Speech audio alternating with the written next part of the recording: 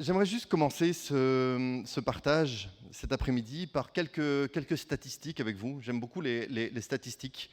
Et des statistiques sur la Belgique et des statistiques qui ne sont pas particulièrement réjouissantes. Alors je suis désolé si ce soir je vais un peu mettre un peu de sérieux et un peu de poids dans ce que je vais dire. Mais je crois que c'est des statistiques qui sont un peu affolantes, mais qui reflètent un problème que nous avons et que nous avons en Belgique.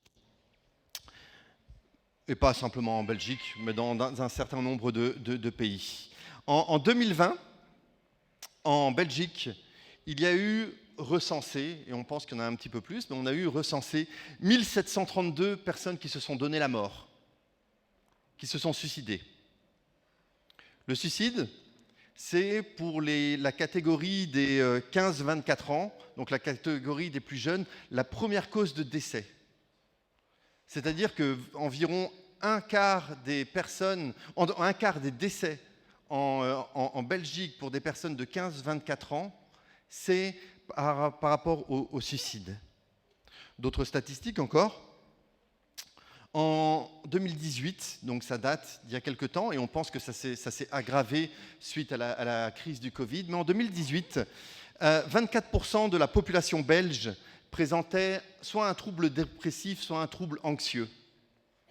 Et en disant ça, et en vous donnant ces statistiques, c'est absolument pas pour montrer du doigt l'une ou l'autre catégorie de personnes, c'est pas du tout ça. Ce que je veux simplement signaler en disant ça, c'est que nous avons en Belgique un problème, et je dis en Belgique, et c'est le cas dans d'autres pays aussi, nous avons un problème avec la question de l'identité, de qui nous sommes, de ce que nous sommes appelés à être. Et c'est vrai que j'aime les baptêmes parce que, alors que vous allez passer par les eaux du baptême, vous allez proclamer quelque part votre nouvelle identité. Vous allez proclamer que vous êtes fils et filles de Dieu, comme nous le sommes aussi cet après-midi. Mais c'est une bataille. Et je crois que pour celui qui veut suivre le Seigneur, il y a toujours cette bataille de l'identité. Se rappeler jour après jour après jour qui nous sommes réellement en Christ, qui nous sommes réellement avec le Seigneur. Et je crois que c'est important parce que l'ennemi de nos âmes, notre adversaire, va toujours essayer de saper un petit peu notre identité. L'identité, c'est trois choses. En tout cas, il y a trois composantes, les psychologues disent cela. C'est premièrement la manière dont tu te vois toi-même, comment toi tu te vois. La deuxième chose, c'est qui tu es réellement. Et la troisième chose, c'est pourquoi tu penses avoir de la valeur. C'est quoi qui te donne ta valeur. Et j'aimerais, pour un petit peu aller plus loin par rapport à ce sujet, par rapport à cette question de l'identité, lire avec vous deux textes. Deux textes que l'on trouve dans l'évangile de Matthieu, deux textes qui se suivent, qui ne sont pas du même chapitre, mais qui finalement se suivent. Il y a une coupure entre le chapitre 3 et le chapitre 4. Et deux moments de la vie de Jésus où il est question profondément de l'identité et de qui Jésus est. Et le premier texte que nous lirons, c'est le texte du baptême de Jésus. Donc c'est un texte de circonstance pour cet après-midi que l'on trouve dans Matthieu au chapitre 3 et à partir du verset 13. Je pense qu'ils vont sans doute s'afficher derrière moi. Ou si ce n'est pas le cas, je vais vous les lire. Matthieu 3, à partir du verset 13 jusqu'au verset 17. Alors Jésus vint de la Galilée au Jourdain vers Jean pour être baptisé par lui. Mais Jean s'y opposait en disant « C'est moi qui ai besoin d'être baptisé par toi, et tu viens à moi ?» Jésus lui répondit « Laisse faire maintenant, car il est convenable que nous accomplissions ainsi tout ce qui est juste. » Et Jean ne lui résista plus. Dès que Jésus eut été baptisé, il sortit de l'eau. Et voici, les cieux s'ouvrirent, et il vit l'Esprit de Dieu descendre comme une colombe et venir sur lui.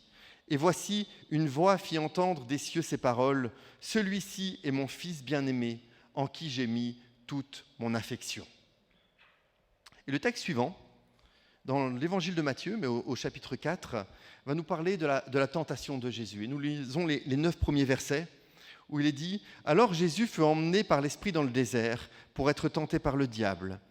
Après avoir jeûné 40 jours et 40 nuits, il eut faim. Le tentateur, s'étant approché, lui dit : « Si tu es fils de Dieu, ordonne que ces pierres deviennent des pains. » Jésus répondit : « Il est écrit, l'homme ne vivra pas de pain seulement, mais de toute parole qui sort de la bouche de Dieu. » Le diable le transporta dans la ville sainte, le plaça sur le haut du temple et lui dit : « Si tu es fils de Dieu, jette-toi en bas, car il est écrit, il donnera des ordres à ses anges à ton sujet, et ils te porteront sur les mains, de peur que ton pied ne heurte contre une pierre. » Jésus lui dit : « Il est aussi écrit, tu ne tenteras point le Seigneur ton Dieu. » Le diable le transporta encore sur une montagne très élevée, lui montra tous les royaumes du monde et leur gloire, et lui dit : « Je te donnerai toutes ces choses si tu te prosternes et m'adores. » Jésus lui dit : « Retire-toi, Satan, car il est écrit, tu adoreras le Seigneur ton Dieu, et tu le serviras lui seul. » Alors le diable le laissa, et voici, des anges vinrent auprès de Jésus et le servaient. Dans ces deux passages qui se suivent, nous avons à la fois un moment où l'identité de Jésus va être affirmée au moment du baptême, où une voix va venir du ciel, la voix du Père, et va lui dire : « Celui-ci est mon Fils bien-aimé, en qui j'ai mis toute mon affection. » Mais nous avons tout de suite après, et ce n'est pas un hasard si les deux événements se suivent, nous avons tout de suite après cette question où l'identité de Jésus va être défiée, où l'identité de Jésus va être mise à l'épreuve, où le diable va essayer de semer un petit peu le doute en disant : « Mais si tu es fils de Dieu, si tu es réellement fils de Dieu. » Et c'est mon encouragement aussi pour vous qui allez passer par les eaux du baptême cet après-midi. Il y a des moments où votre identité va être challengée, où votre identité va être défiée, comme ça nous est arrivé à chacun d'entre nous. Des moments où le diable va essayer de remettre en question qui vous êtes réellement en Christ. Ce n'est pas un hasard si à un moment, Dieu va dire : « Mais celui-ci est mon Fils bien-aimé. » Et c'est ces paroles que j'aimerais que vous gardiez en vous. Vous êtes les fils et les filles bien-aimés de Dieu.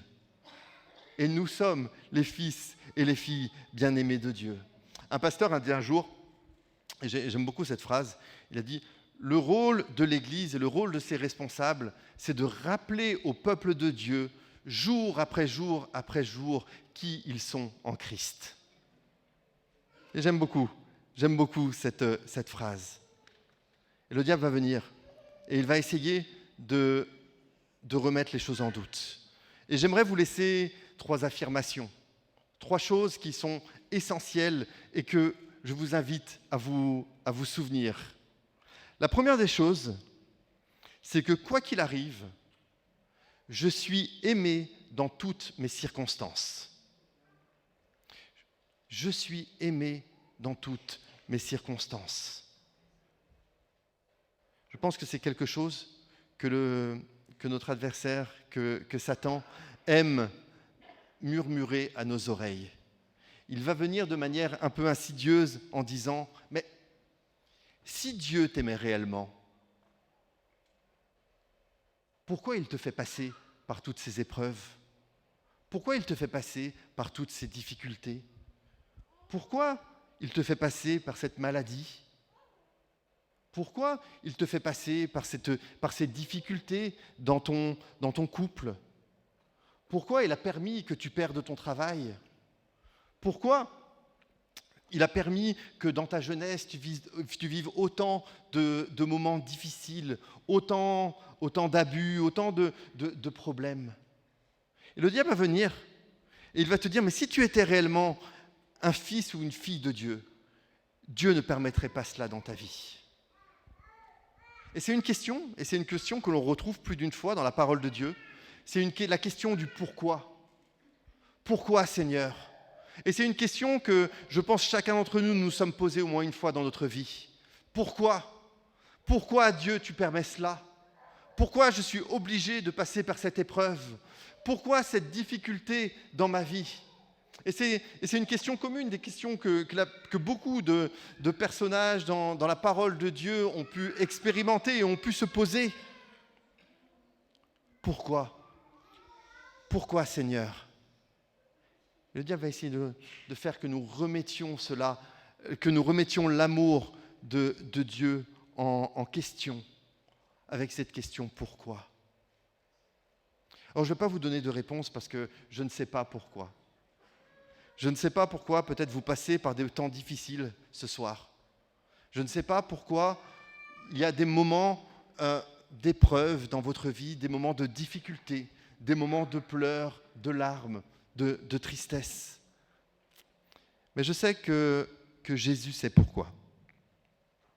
Et que dans toute chose, nous pouvons répondre comme Jésus a répondu, mais en disant « Mais tu ne tenteras pas le Seigneur, ton Dieu ». En d'autres termes, ce n'est pas parce que nous passons maintenant par un temps difficile que nous pouvons remettre tout en question par rapport à ce que le Seigneur a fait dans nos vies.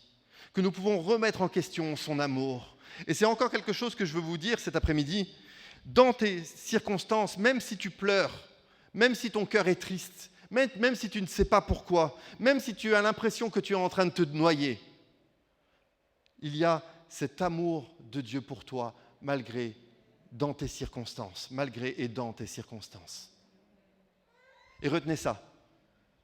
Retenez ça. Il y aura des temps difficiles dans votre vie, mais rappelez-vous que dans toutes vos circonstances, Dieu vous aime. Il y a une deuxième chose qui est importante à se souvenir, c'est que vous êtes créés, et nous sommes créés, pour une destinée qui est unique. Nous avons chacun une destinée unique et Dieu a des projets particuliers pour chacun d'entre vous. Et j'aimerais vraiment vous avertir par rapport au piège de la comparaison. Que ce soit une comparaison parce qu'on se croit meilleur que les autres, que ce soit la comparaison parce qu'on pense qu'on est moins bien que les autres, c'est un piège, la comparaison. Parce qu'on pense finalement qu'on devrait tous vivre la même chose. Alors, j'ai rien de particulier contre les réseaux sociaux, contre Facebook, Twitter, Instagram, TikTok, etc., etc. Mais les réseaux sociaux amplifient la comparaison. Vous pouvez passer 10 minutes, un quart d'heure à faire défiler des posts sur les réseaux sociaux ou n'importe quoi, et vous penserez, au bout de ces un quart d'heure, que, premièrement, vous n'êtes pas un assez bon père, parce que vous voyez des pères ou des mères, ou des mères faire des choses absolument extraordinaires avec leurs enfants, et vous vous dites « Ah ben moi je ne suis pas assez bien ».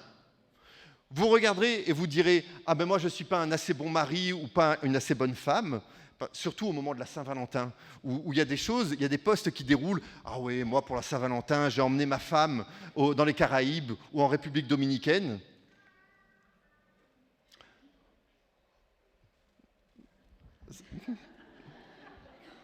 Ok. Bah, je t'ai amené au Deleuze, hein.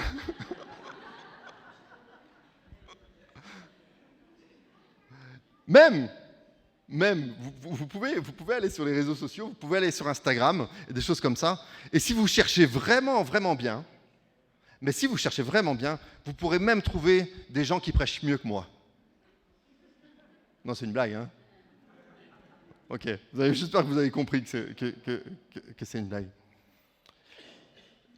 Il y a cette amplification de la comparaison. Et on aurait tendance à le faire. On aurait tendance à regarder ce que vivent les autres et à développer une forme de jalousie ou une forme d'amertume. De dire, oui, mais moi, je ne vis pas ça. Moi, je ne suis pas comme eux. Moi, je ne suis pas assez bien. Moi, finalement, je me bats avec ma vie, et quand je vois la vie des autres, c'est tellement mieux.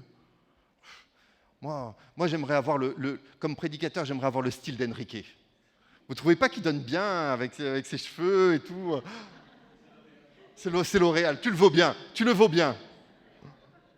Mais voilà, moi je suis Timothée, et ça me suffit largement. Dieu a des projets spécifiques pour chacun d'entre nous, pour chacun d'entre vous. Dieu a des projets particuliers. Et ne commence pas à te comparer. Moi, je dis toujours, vous n'êtes pas dans mes chaussures. D'ailleurs, je chausse du 44, 45.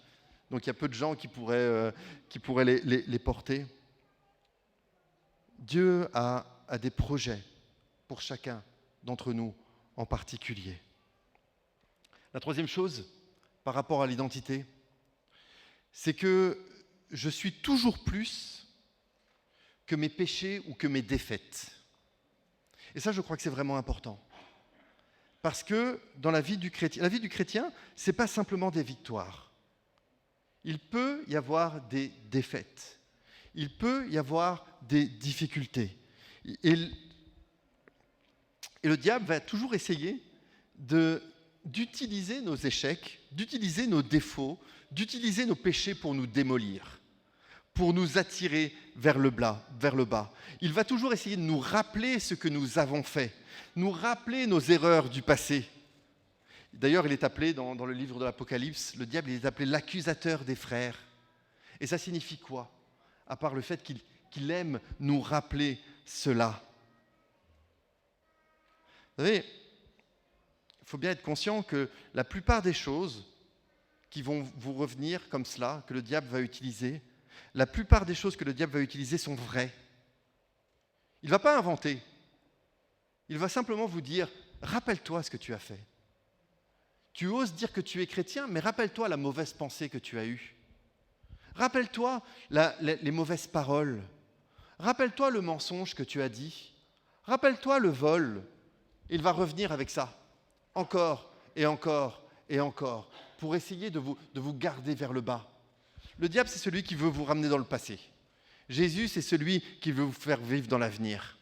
Et les deux sont différents. Et votre avenir est bien mieux que votre passé. Il y a que des bonnes choses dans votre avenir. Votre passé est une leçon, ça c'est clair, mais votre passé n'est pas une prison. Et les deux choses sont tellement, tellement différentes. Vivez cette réalité que vous êtes plus que vos erreurs. Vous êtes pardonnés. Vous êtes pardonnés. Et votre identité, elle est là. Elle est dans le pardon que Jésus-Christ vous a accordé. Le pardon dont vous voulez parler cet après-midi, que vous voulez manifester en passant par les eaux du baptême. Si vous passez par les eaux du baptême, c'est parce que Jésus vous a pardonné un jour.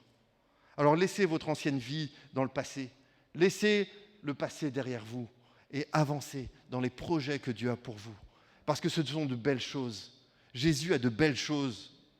Jésus a des projets qui dépassent encore notre imagination. Alors vous dire, mais qu'est-ce que nous sommes vraiment? Qu'est-ce que notre identité? Je crois que comme je l'ai dit, c'est pas anodin qu'il y ait à la fois ce baptême de Jésus qui soit suivi par la tentation. Parce que notre identité sera défiée, notre identité sera challengée. Mais vous pouvez rester avec cette réalité que nous sommes les fils et les filles bien-aimés de Dieu. Et une fois que vous savez ça, alors vous pouvez avancer. Une fois que vous savez ça, vous savez que vous êtes aimé dans vos circonstances. Une fois que vous savez ça, vous savez que vous avez des projets pour vous, et non pas les mêmes projets de Dieu que votre voisin. Une fois que vous savez ça, vous savez qu'il y a le passé, mais qu'il y a un avenir, qu'il y a une espérance, qu'il y a quelque chose de brillant qui vous attend. Alors qu'est-ce que nous sommes et qu'est-ce que nous ne sommes pas? Et je terminerai par cela. Premièrement, je ne suis pas comme je me compare aux autres. Je ne suis pas ma comparaison avec les autres. Je ne suis même pas la somme de mes talents ou de mes dons. Je ne suis pas mon passé, mes erreurs ou toutes les œuvres que j'ai pu faire. Je ne me résume pas à mon potentiel. Je ne suis pas le nombre d'amis que j'ai sur Facebook, sur Twitter ou sur TikTok. Je ne suis pas mon niveau d'études. Parfois, nous nous rabaissons parce que nous n'avons pas pu faire de grandes études. Mais je ne suis pas mon niveau d'études.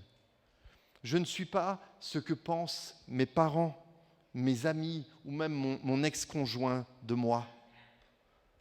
Je ne suis pas ma fiche de salaire. Je ne suis pas ma fiche de salaire. Je ne suis pas mes péchés. Je ne suis pas mes échecs. Je ne suis pas ma honte. Je suis celui que le Père dit que je suis. Je suis un fils ou une fille du roi des rois en qui le Père prend plaisir. Je suis aimé. Je suis tellement aimé de Dieu que le Fils de Dieu est venu pour moi et a donné sa vie pour mes péchés. Je suis pardonné. Je suis restauré. Je suis racheté. Je suis rendu vivant. Je suis une nouvelle création. Les choses anciennes sont passées et voici, toutes choses sont devenues nouvelles. Je suis cohéritier avec le Christ. Je suis assis avec Christ dans les lieux célestes. J'aime le répéter cela. Je suis assis avec Christ dans les lieux célestes. Je vis une nouvelle vie avec le Saint-Esprit. Je suis appelé à marcher dans la bénédiction et à être une bénédiction pour les autres. Amen. Et j'aimerais vraiment vous encourager, à vous qui passez par les eaux du baptême cet après-midi, mais à chacun d'entre nous ce soir. Rappelons-nous de qui nous sommes, des fils et des filles aimés de Dieu. Nous sommes bien plus que ce que le diable pourrait dire de nous. Nous sommes bien plus que ce que nous pouvons penser de nous. Nous sommes des hommes et des femmes avec une destinée, avec un Dieu qui nous aime et avec un avenir et une espérance. Amen.